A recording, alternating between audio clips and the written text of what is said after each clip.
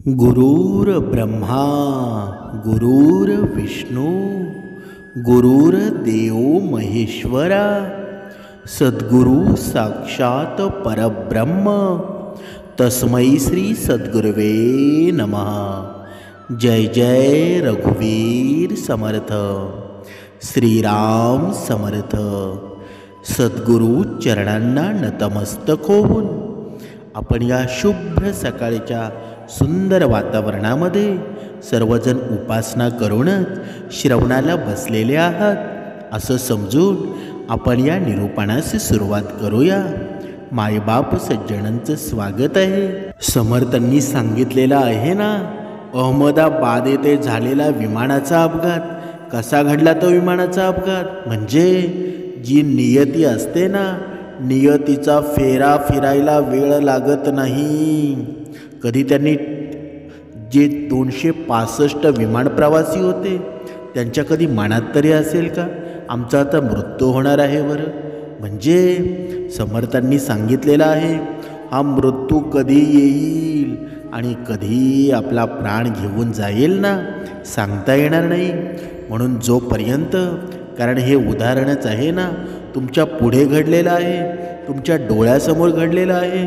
म्हणून तुम्ही जर जास्त घमेंड करत असाल ना तर हे जिवंत उदाहरण आहे। त्यांना माहीतसुद्धा नव्हतं 265 विमान प्रवासी होते, सर्व काही आगीमध्ये कोसळून खाक झाले। पण त्यामध्ये एक सुंदर गोष्ट ती होती की ती भगवद्गीता कोणत्या तरी प्रवाशाची होती। सर्व काही जळून खाक झालं, पण ती भगवद्गीता होती ना, पानाला सुद्धा धक्का लागला नाही। म्हणजे भगवंत ज्यांना वाटत असेल ना की भगवंत नाही, त्यांनी नक्की डोळे उघडे ठेवून बघावं की माझा भगवंत आहे ना, ज्याच्यामध्ये आहे तो कधीच हारणार नाही। तुमच्याकडे किती पैसा आहे, किती धनदौलत आहे, पण जेव्हा ही वेळ येते ना तेव्हा सर्व काही जागेवर राहतं।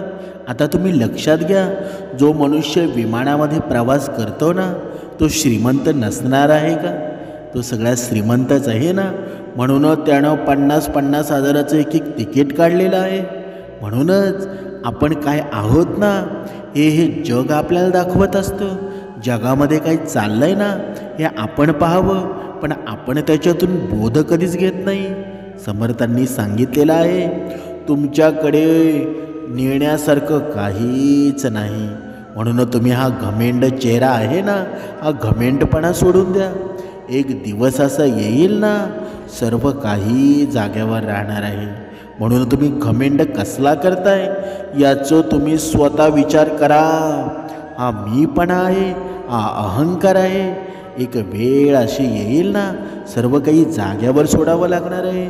बघा, ज्या ठिकाणी हे विमान पडलं ना त्या ठिकाणी विद्यार्थी काही जेवण करत होते, म्हणजे ती दुपारची वेळ होती। जेवण सर्व काही तिथे सोडून त्यांना पळावं लागलं। म्हणजे जेव्हा हा नियतीचा फेरा असतो ना अशी एवढ्या फास्ट आणि जलद गतीने येतो, सर्व काही तिथेच सोडून द्यावं लागतं। म्हणून तुम्ही एक वेळ भगवंताला घाबरले नाही तरी चालेल, पण तुम्ही या नियतीला घाबरायला हवं। कारण ही नियती आहे ना कधी येईल फिरून सांगता येत नाही। म्हणूनच समर्थांनी सांगितलेलं आहे ना, जोपर्यंत आपलं शरीर चांगलं आहे, हालतं चालतं आहे, तोपर्यंत भगवंताची भक्ती करायला हवी। आणि जिथे दत्तगुरूंचं नामस्मरण होतं ना त्याच्या जीवनामध्ये आनंदी आनंद असतो, समाधान असतो। माणसाला जर तारायचं असेल ना, तारणहार्ता माझा भगवंत आहे आणि हा भगवंत नामस्मरणाने प्राप्त होत असतो। म्हणून आपल्या जीवनामध्ये जेवढं नामस्मरण करता येईल ना तेवढं मनुष्याने करायला हवं। म्हणजे कधी कधी बघा, काही माणसं एवढं सुंदर असतात ना, संपत्ती असूनसुद्धा साधं राहतात, राग असूनसुद्धा शांत राहतात, अधिकार असूनसुद्धा नम्र राहतात, आणि यालाच आयुष्य म्हणतात ना। हाच खरं आयुष्य आहे। आपण नुसतं संपत्तीची घमेंड करणं, माझ्याकडे एवढा पैसा आहे, एवढे गाडी बंगले आहेत, या असून काही फायदा आहे का? एक वेळ अशी येईल ना, सर्व काही जाग्यावर ठेवावं लागेल. म्हणून जोपर्यंत शरीरामध्ये प्राण आहे ना, तोपर्यंत मनुष्याने भक्तिमार्ग स्वीकारायला हवा. भक्तिमार्गामध्ये राहा, भगवंत तुमची काळजी घेईल. कारण या आयुष्यामध्ये कोणता दिवस कसा येईल ना, कोणता क्षण कसा येईल, काही सांगता येत नाही. म्हणूनच समर्थांनी सांगितलेलं आहे, या आयुष्यामध्ये माणसानं या 4 गोष्टी नेहमी सांभाळून ठेवायला हव्यात. म्हणजे वाईट वेळेला या वस्तू उपयोगी पडणार आहेत. म्हणजे असं म्हणतात ना, की वाईट वेळ कोणावरही येऊ शकते. कोणीही हा विचार करू नये की आम्ही धनवान आहोत. कुणाला असं सुद्धा वाटत असेल की आमच्याकडे उत्पन्नाचे भरपूर साधनं आहेत, आमच्यावर कधीच वाईट वेळ येणार नाही. तर या चुकीच्या समजुतीमध्ये कुणीही राहू नका. चांगलं वाईट तर जीवनाचा हिस्साच आहे ना. सुख दुःख आपल्या कर्मानुसार ये जा करत असतात. फक्त समजूतदारपणा तर यामध्येच आहे की आपल्याला हे समजायला हवं की जेव्हा चांगली वेळ चालू असेल तेव्हा आपण कसं वागायला हवं, आणि जेव्हा वाईट वेळ चालू असेल तेव्हा त्याच्यातून लवकरात लवकर कसं बाहेर निघता येईल. विश्वास ठेवा, जर तुम्ही चांगल्या वेळेत योग्य प्रकारे जगणं शिकलात तर अशा वेळी वाईट वेळ येण्याची संभावना खूप जास्त कमी असते. नेहमी लोक चांगल्या वेळेतच चुका करत असतात, ज्यामुळे त्यांच्यावर वाईट वेळ येत असतो. असं म्हणतात ना की सुखामध्ये लोक बेफिकीर बनतात, आळशी बनतात, आणि आपल्या ह्याच चुका आपल्यावर वाईट वेळ घेऊन येतात. त्याचबरोबर हे सुद्धा तितकंच सत्य आहे की मनुष्याच्या पूर्वकर्मामुळं त्याच्यावर वाईट वेळ येऊ शकते. म्हणजे प्रत्येकाच्या आयुष्यात वाईट वेळी येतच असते. देवावर सुद्धा वाईट वेळ आलीच होती. मग ते प्रभू राम असू द्या किंवा भगवान श्रीकृष्ण असू द्या. महाशक्ती संपन्न पांडवांनी सुद्धा वाईट दिवस पाहिलेले होते. सर्वांनी त्यांच्या जीवनामध्ये वाईट वेळ आहे ना, ही प्रत्येकानं पाहिलेली आहे. मग ते मानव असू द्या किंवा देव असू द्या किंवा दानव असू द्या. मग अशा वेळी प्रश्न असा उपस्थित होतो की आपण या वाईट वेळेतून बाहेर कसं निघू शकतो. कोणत्या खबरदारी वाईट वेळ चालू असताना आपण घ्यायला हव्यात. कोणकोणत्या गोष्टी आपण सांभाळून ठेवायला हव्यात, ज्या वाईट वेळेतून निघण्यासाठी आपली मदत करतील. समर्थांनी सांगितलेलंच आहे ना, एकदा प्रभू श्रीरामांनी जेव्हा किष्किंधाचे वानर राजबाळी यांना मारलं होतं, तेव्हा सुग्रीव यांना तेथील राजा बनवलं होतं. आणि राजा बनवल्यावर सुग्रीव राजभोगामध्ये डुबू लागला. तो विसरला की मला प्रभू श्रीरामांची पत्नी सीतामाता यांना शोधायचं आहे. हे सुख आहेच ना अशी गोष्ट जी मनुष्याला बेफिकीर आळशी बनवत असते. बघा, कधी कधी आपण सुद्धा बघतो की आपण भगवंताला साकडे घालतो, हे भगवंता मला या अडचणीतून सोडव. आणि जेव्हा भगवंत आपल्याला या दुःखातून सोडवतो ना, तेव्हा सुखाची चाहूल निर्माण होते. पण जेव्हा सुख आपल्या जीवनामध्ये येतो तेव्हा आपण भगवंताला विसरून जातो. पण हे चांगलं आहे का बरं? नाही ना. मग परत आपल्या वाट्याला दुःख येणार आहे. मग त्यावेळी तू काय करणार आहेस बरं? म्हणूनच समर्थांनी सांगितलेलं आहे ना, जोपर्यंत आपल्या जीवनामध्ये दुःख असू द्या का सुख असू द्या, भगवंताचं नामस्मरण करणं कधी सोडू नका. प्रत्येक गोष्टीमध्ये भगवंताला विचारून गोष्ट करत जा. म्हणजे हा आपला मनाचा भाव असायला हवा ना. बघा, त्याप्रमाणे म्हणजे रामाला दिलेला शब्द बघा त्या सुग्रीवानं विसरला. म्हणजे सुग्रीव हा सुख आलिशाणामध्ये गेला. पण जेव्हा लक्ष्मण यांनी जेव्हा सुग्रीव यांना धमकावलं, तेव्हा सुग्रीव यांना त्यांनी प्रभू श्रीरामांना दिलेलं वचन आठवलं. असं म्हणतात ना की समोर भीती किंवा दुःख असेल तेव्हाच मनुष्य विचार करतो, सुखामध्ये तर तो विसरूनच जातो ना. तेव्हा प्रभू श्रीराम यांनी सुग्रीव यांना समजावून सांगितलं, हे मित्रा, सुख प्राप्त झाल्यावर मनुष्यानं हे कधीच विसरू नये की आता त्याच्यावर कधीच दुःख येणार नाही. सुखामध्ये असताना सुद्धा त्यानं दुःखासोबत लढण्याची व्यवस्था करत राहायला हवी. आणि जे लोक असे करत नाहीत ना ते सर्व नाशाला प्राप्त होतात. या विषयामध्ये मी तुला एका चिमणीची गोष्ट सांगतो. बघा, भगवंत सुग्रीवाला ते चिमणीची गोष्ट सांगू लागतात. खूप जुनी गोष्ट आहे. एका जंगलामध्ये एका चिमणीचं घरटं होतं आणि त्या चिमणीचे 2 छोटी छोटी पिल्लं होती. ती चिमणी रोजच्या रोज बाहेर जायची आणि तिच्या पिल्लांसाठी दाणे घेऊन यायची. तिची दोन्ही पिल्ले हळूहळू मोठी होऊ लागली होती आणि काही दिवसानंतर त्या चिमणीची दोन्ही पिल्लेसुद्धा तिच्यासोबत दाणे शोधण्यासाठी जाऊ लागले. वेळ जाऊ लागला होता. चिमणीची पिल्लं आता मोठी झाली होती. आता ती पिल्लं त्यांच्या आईवर अवलंबून राहिलेली नव्हती. दोघेही एकटेच दाणे मिळवण्यासाठी आता जायला लागले होते.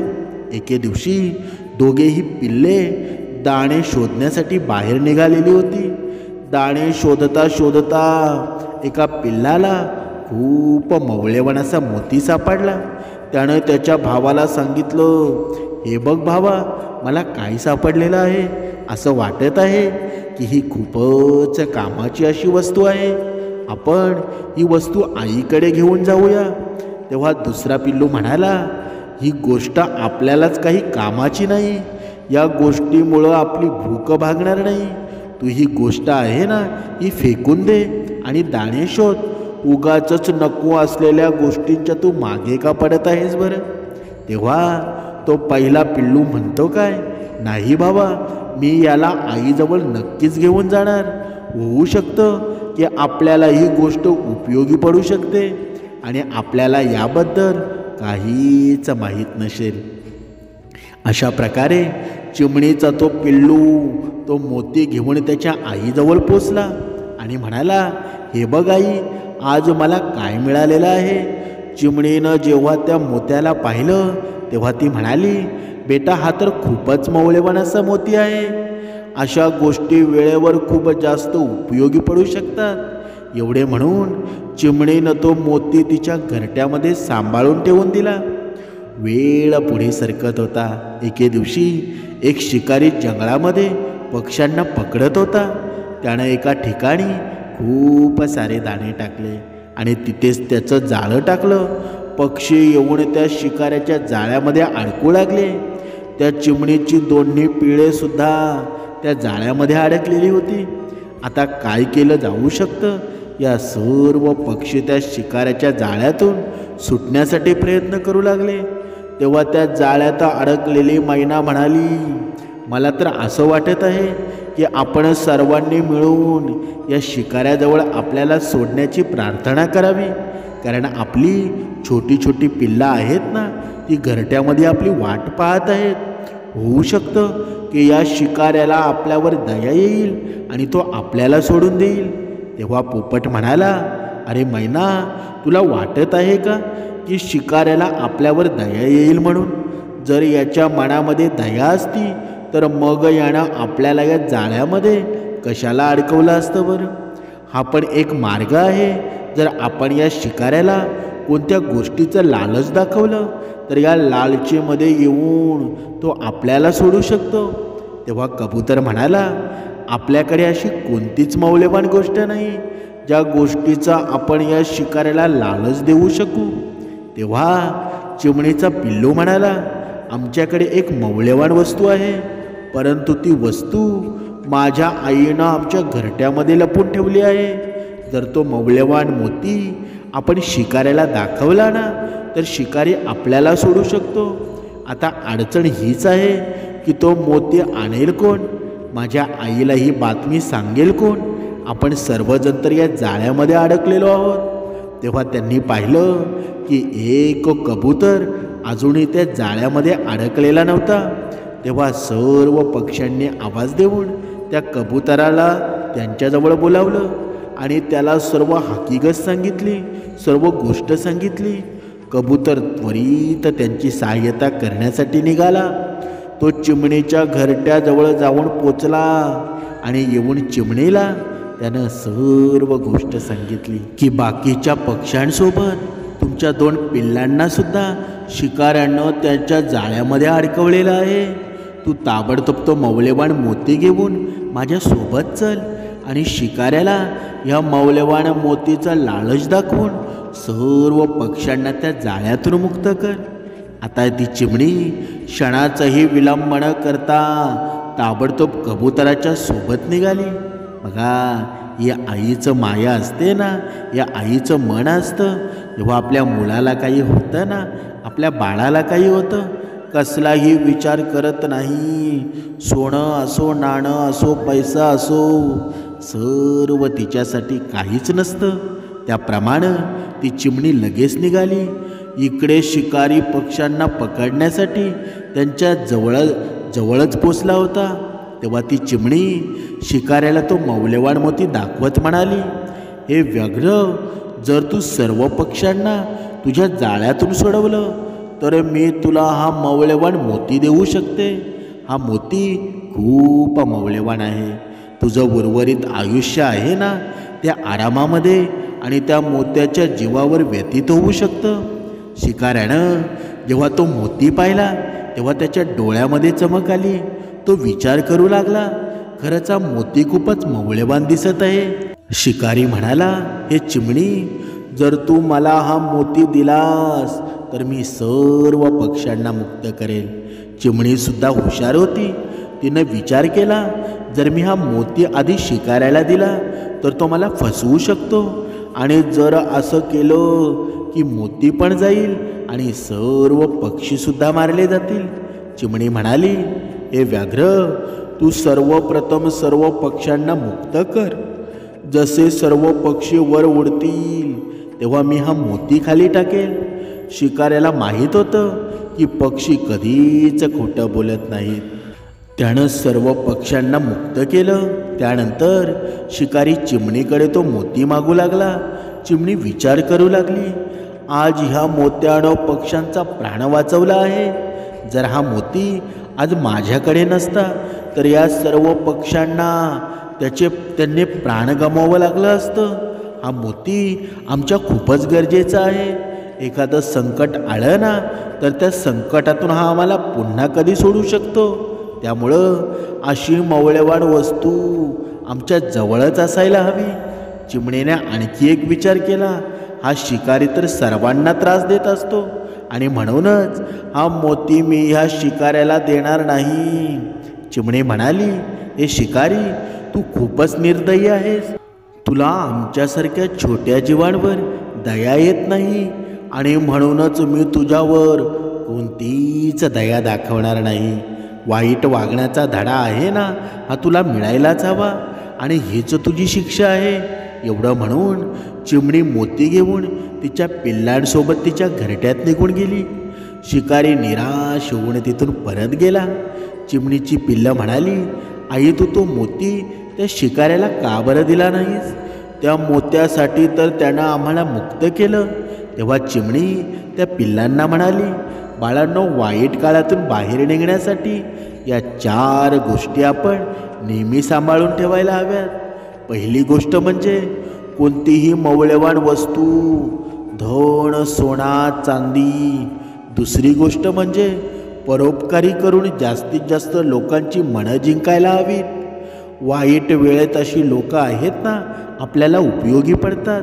नंबर 3, हिम्मत, धैर्य आणि जागृत विवेक. नेहमी लोक संकटामध्ये घाबरून हिम्मत हारतात, ज्यामुळं त्यांची बुद्धी व्यवस्थित काम करत नाही. जर ते हिमतीनं आणि धैर्यानं त्या संकटाला सामोरे जात असतील, मग अशा वेळी त्या संकटांवर ते नक्कीच मात करू शकतात. नंबर 4, नातेसंबंध नेहमी टिकून ठेवावे आणि वाईट वेळेसोबत 2 हात कसे करावे ना, याचा अभ्यास नेहमी करायला हवा. असं म्हणतात ना की सुखाचा उपभोग घेता येतो, पण मनुष्याची दुःखांसोबत लढण्याची शक्ती कमी होत जाते. आणि म्हणूनच जीवनामध्ये कठीण संघर्ष नेहमी करत राहायला हवा. म्हणजे समर्थांनी सांगितलंच आहे ना. या पूर्ण कथेचं तात्पर्य काय आहे बरं? जरी आपल्या जीवनामध्ये सुख सोयी असल्या, सर्व काही असेल, पण अशी एक गोष्ट अशी असावी ना की आपल्या प्रत्येक वेळेला ती आपल्या गरजेची ठरेल. ती वस्तू दुसरी तिसरी कोणी नसून ते आहे तर पुण्य. हा पुण्याचा ठेवा आहे ना, मनुष्याच्या जीवनामध्ये निरंतर असायला हवा. दुसऱ्याच्या जीवनामध्ये जर आपण सुख निर्माण केलं ना, तर तो पुण्याचा ठेवा वाढत असतो. म्हणून समर्थांनी सांगितलेलं आहे ना की बघा, आता ती विमान दुर्घटना झाली, ज्यांचं पुण्य होतं ती माणसं नक्की स्वर्गामध्ये जाणार आहेत, पण ज्यांचा पुण्याचा ठेवा नसेल ना, ती नरकामध्येच जातील ना. म्हणूनच समर्थांनी सांगितलेलं आहे की मनुष्याच्या जीवनामध्ये कधी अंत येईल ना, हा काळ कधी येईल तो सांगता येईल का बरं? कधीच कोणाचा भरोसा नाही. कधी हा काळ घेऊन जाईल ना, कळणारसुद्धा नाही. म्हणून आताच सावध व्हा. आणि जोपर्यंत तुम्ही सावध होत नाहीत ना, तोपर्यंत तुमच्या मागे कधी काळ लागेल आणि मृत्युमुखी व्हाल हे कळणारसुद्धा नाही. म्हणून जोपर्यंत आपल्यामध्ये शक्ती आहे ना, तोपर्यंत भगवंताचं नामस्मरण करा. भगवद्गीता वाचा, मनाचे श्लोक वाचा, सद्गुरु चरित्र वाचा, दासबोध वाचा, हरिपाठ करा. तुम्हाला जे जे काही भगवंताचं तुम्हाला माहीत आहे ना, ते नामस्मरण तुम्ही करा. तुम्हाला असं काही सांगता येत नाही की या अमुकच भगवंताचं नामस्मरण करा, याचंच करा, त्याचंच करा.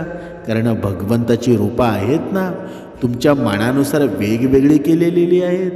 जसा तुमचा भाव असेल ना, तसा तुमचा भगवंत आहे. म्हणून तो विचार करू नका की हा देव माझा, तो देव माझा. तुम्ही ज्या मनाने बघाल ना, तो भगवंत तुम्हाला तिथे दिसेल. म्हणून जास्त विचार करत जाऊ नका. जे तुमच्याकडे आहे ना, ते श्रेष्ठ आहे. आणि भगवंतानं दिलेलं तेच सर्वश्रेष्ठ आहे असं जेव्हा तुमचं मन मानायला लागेल ना, तेव्हाच तुम्ही सुखी व्हाल. जोपर्यंत तुमच्याकडे भरपूर धनसंपत्ती आहे, भरपूर काही आहे, पण त्याचा तुम्हाला उपभोगच घेता येत नसेल, तर मग त्याचा काही फायदा आहे का? काही लोक आहेत ना, अशी सुद्धा आहेत. भरपूर श्रीमंत, गडगंज श्रीमंत आहेत, 2-3 पिढ्या बसून त्यांच्या खातील, तरीसुद्धा त्यांना आयुष्याची चिंता असते की माझ्या 5व्या पिढीचं काय होईल. म्हणून ते आहेत ना, ते आत्तापासूनच दुःखामध्ये असतात. मग अशा श्रीमंतीचा काही फायदा आहे का? म्हणूनच समर्थांनी सांगितलेलं आहे ना, हा पैसा मनुष्याला खाता येत नाही, पण हे नामस्मरण आहे ना, तुम्हाला आयुष्यामध्ये निरंतर टिकणार आहे. आणि हे नामस्मरण आहे.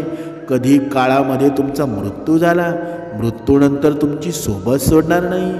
जिथे तुम्ही जाल ना, तिथे पुण्याचा ठेवाच असणार आहे. आणि हा पुण्याचा जर ठेवा आपल्याकडे असेल ना, तर आपल्याला आपल्या मृत्यूनंतरसुद्धा भय नाही, तुमचा विजयच होणार आहे.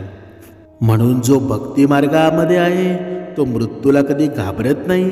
असं म्हणतात ना, देव तारी त्याला कोण मारी. जर भगवंताच्या मनामध्ये नसेल ना, की तुमचा मृत्यू कधीच होणार नाही. पण भगवंताच्या मनामध्ये असेल तर तुमचा मुंगीचा गुणसुद्धा मृत्यू होऊ शकतो.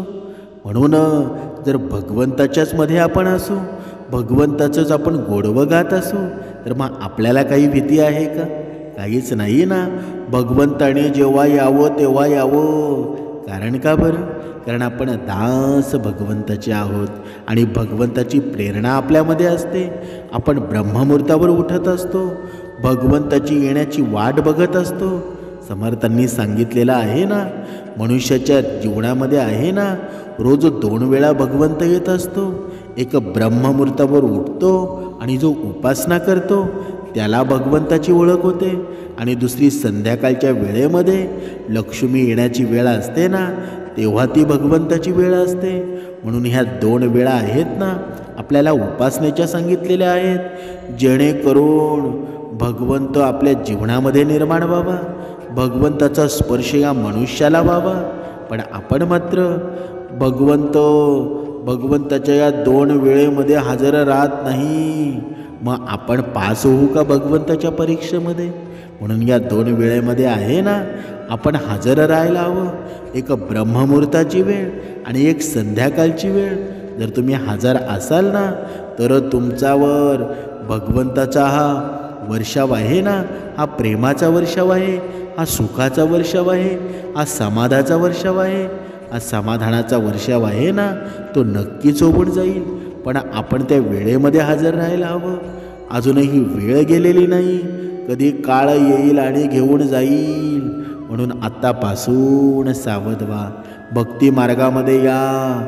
भगवंताच्या चरणावर स्थिर राहा. भगवंताला शरण जा.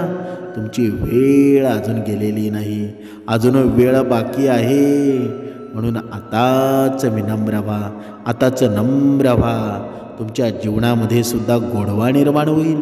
तुमच्या जीवनामध्ये सुद्धा समाधान निर्माण होईल. तुमचं सुख इथे आहे. जय जय रघुवीर समर्थ.